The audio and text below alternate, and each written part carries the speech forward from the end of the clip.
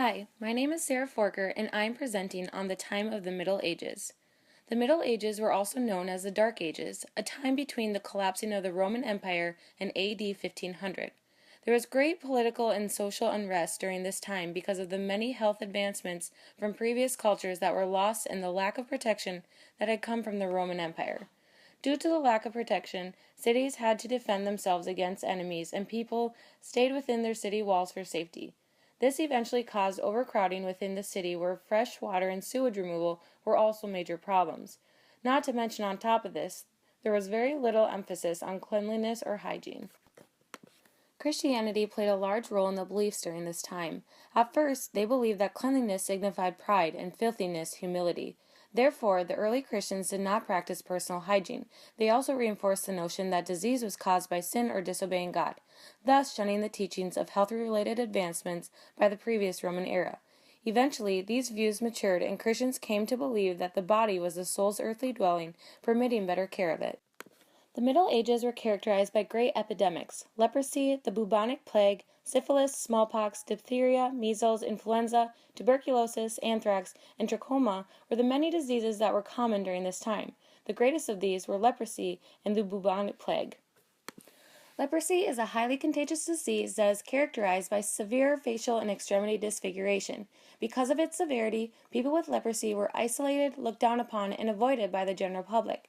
Western countries went as far as regulating every aspect of the sufferer's life, and in some communities, they were given the last rites within the church, forced to leave the city, made to wear identifying clothes, and were required to carry a rod in order to be identified as having leprosy. Eventually, leprosy hospitals were founded to treat the inflicted.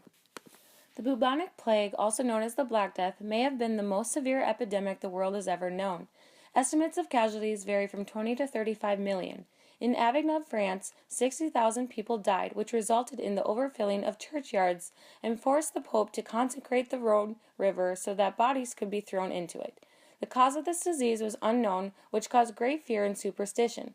Many theories came out as to what the cause of the disease was, one of which was in 1348 by Jean Jacques, who wrote that the disease was caused by 5 factors. First, the wrath of God.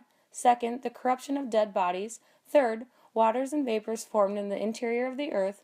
Fourth, unnatural hot and humid winds. And fifth, the conjunction of stars and planets. Another story had to do with infected rats that caused people to be sick. Despite the disagreements that existed on the cause of the disease, contemporaries believed that disease was contagious. People reacted to the plague in different ways. Some became extremely pious, turned away from earthly pleasures, and practiced extreme self-denial in hopes of pleasing God. Others took the opposite approach, lost faith in God, and disregarded legal, moral, and sexual restraints. An example of a known group during this time were the Flagellants. They were a group of religious zealots who believed that the plague could be avoided by admitting to their sins and then ritualistically beating themselves in atonement. Members within this group would march through cities chanting and conducting their ritualistic ceremony.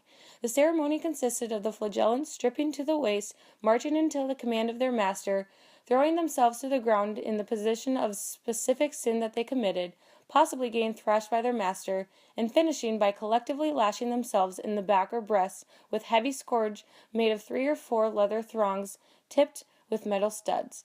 According to eyewitnesses' accounts, the Flagellants lashed themselves until their bodies became swollen and blue and blood dripped to the ground. In conclusion, the Middle Ages were a time known for great epidemics. It was during this time that the concept of contagion, being passed from person to person in some unknown way, was universally accepted. Although there were no professional health education specialists during this time, education about health continued to exist. Priests, medical doctors, and community leaders attempted to educate anyone who would listen to their ideas about health and disease prevention.